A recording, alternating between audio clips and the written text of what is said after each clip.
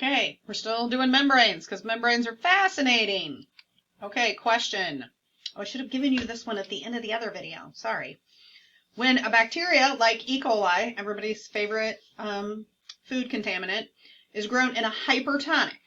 So that means that there's a bunch of stuff in there. So you have your E. coli and is grown like in a sugar solution or something. It turns on a gene. So we know a lot about E. coli because it's pretty common. It turns on a gene that synthesizes a protein that transports potassium into the cell. What? So E. coli that's grown in a hypertonic. So that means there's a bunch of stuff in there. It's like a sludgy, contaminated kind of solution. Turns on a gene that starts transporting potassium into the cell. Why? Pause it. Like, think through that. Like, what are we learning about phospholipid bilayers? What are we learning about osmosis and diffusion? And why would E. coli turn on a gene that adds potassium? Pause it. Think about it. And here's the answer. So first of all, if you're in a hypertonic solution, water's going to leave your cell to try and dilute the outside. Like, water's job is to dilute things. So water's going to try and leave the cell. Gotta get out of here. So that's bad. E. coli's like, yeah, I don't want my cell to shrivel up. So it's going to increase the potassium concentration on the inside of its cell to try and stabilize the solution concentration and reduce the amount of water lost, reducing or preventing shriveling, aka crenation. It's a much cooler word. So cell doesn't want to be all shriveled up, so it's going to open up some potassium channels, and it's going to bring some potassium in so it doesn't die. Foiled again by E. coli. These little guys are smart, I'm telling you. Okay, parts of the bacteria. Yay! The cytosol. This is just the liquidy part of the cytoplasm. But because we're doing prokaryotes, it also contains the DNA in the part called the nucleode, because there's no membrane-bound nucleus. Remember? Yes, of course you do. Inclusions may include a reverse deposit of chemicals. So we'll talk about that when we get into more specific bacteria. Here's some granules in bacterium of Azobacter, in case you wanted to know. Endospores. Okay, once we get through with the super fun staining for gram-positive and gram-negative, and we're also going to do some endospore stains. Yay, endospore stains. And we're going to look for endospores. These are unique structures produced by some bacteria. It's a defensive strategy against unfavorable conditions. It's almost like bacteria are evolving at the same time to try and take us out. It's like just a neck and neck game. They evolve, we evolve. So endospores are a defensive strategy against unfavorable conditions. Basically, vegetative cells transform into endospores when the nutrients are limited. This is a resistance to extreme conditions such as heat, radiation, and chemicals. So it's getting bad. You're a bacteria and you're like, hey, this is a very unhospitable environment. I'm not going to thrive in this environment. What I'm going to do is I'm just going to like turn in on myself, dry myself out like a seed, and I'm just going to wait for better conditions. I'm just going to like make myself into an endospore.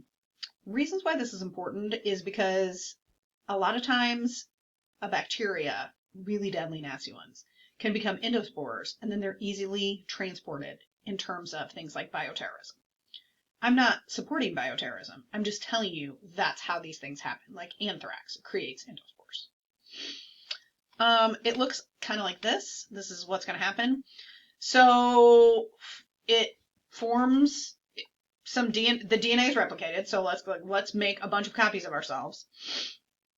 Then basically it kind of spits out, if you will, this extra membrane. See how the membrane splits down here, kind of like exocytosis almost, or spits out this other membrane, right? Now it's fully encased in a cortex, coats the endospore, coats it again, and now your endospore is released from the original cell. It just, now you have an endospore.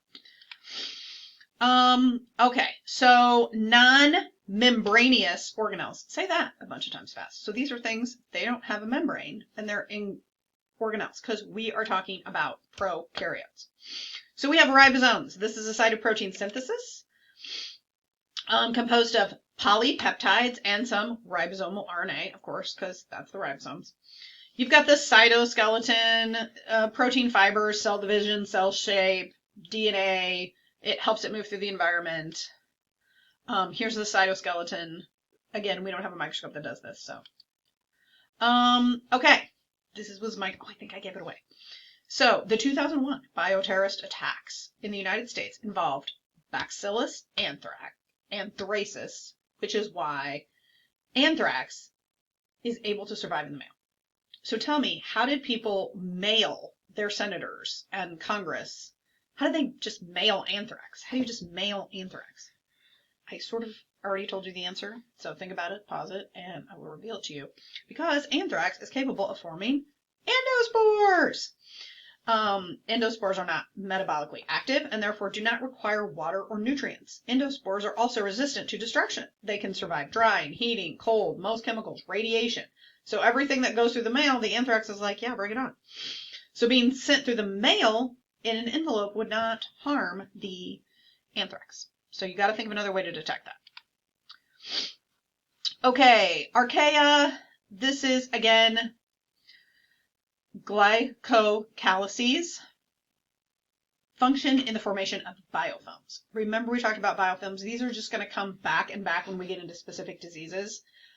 You're going to get them formed in different places in hospitals, and it's really hard to get rid of a biofilm. They adhere the cells to one another, and then they adhere to inanimate objects, and they just form like a little crust. Let's not forget the flagella. Let's not forget the fibrae. All these things are also there in archaea. Some archaea have these little fascinating hooks. Kind of fun. Why do scientists consider bacteria and archaea flagella to be analogous rather than evolutionarily related? I will tell you. Both bacteria and archaea flagella function similarly. They are composed of different proteins and are very structurally different. So bacteria flagella are like hollow tubes, but archaea flagella are a different, they are not hollow, they are thick. So they both have flagella, sperm have flagella, but that doesn't necessarily mean they're the same thing. It just is the way evolution has happened to make things move. So different archaea here. For a while we thought archaea was a bacteria. Spoiler alert, it's not. They share many characteristics, the presence of a cell wall, the lack of a nucleus, but they are different. So we characterize them that way. The cytoplasm, these are all kind of different things. I'm not. Glycocalyces, external structures of eukaryote cells. Okay, so now we're talking about eukaryotes, not as organized as prokaryote capsules. Help anchor animal cells to each other, strengthen cell surfaces, provide protection against dehydration, function in cell-to-cell recognition and communications. So this is you. We're talking about your cells now. Why are eukaryote glycocalyces covalently bonded to cytoplasmic membranes? And why don't eukaryotic cell walls have glycocalyces? Because eukaryotes with glycocalyces do not have cell walls. So the glycocalyx is attached to the underlying cytoplasmic membrane. In eukaryotes, a glycocalyx serves some of the functions of a cell wall, so these cells don't need them. Let's see what else we have here that we really need to know. Eukaryote cell walls and cytoplasmic membranes. This is fungi, algae, protozoa, plants. These are the things that we'll talk about when we talk about eukaryotes. Again, cellulose is found in plant cell walls, fungal cell walls composed of cellulose, chitin, or glucomannan. Algal cell walls composed of a variety of polysaccharides. It looks like this. Eukaryotic cells have cytoplasmic membranes, fluid mosaic model. Yes, does anybody remember that? Here's like some endocytosis. This is like a pseudopod. Like, see how it just engulfs it? Isn't that cool? It's like... And this is active transport processes, endocytosis, exocytosis. One eats it and one like kind of pukes it out or sends it out to the world. Again, things that have flagella. We've already talked about this. More flagella. We will really talk about eukaryotes when we talk about vectors for disease. So I'm not super concerned about that. Again, same things. I don't know that there's anything else that we need in this chapter. So there you go. two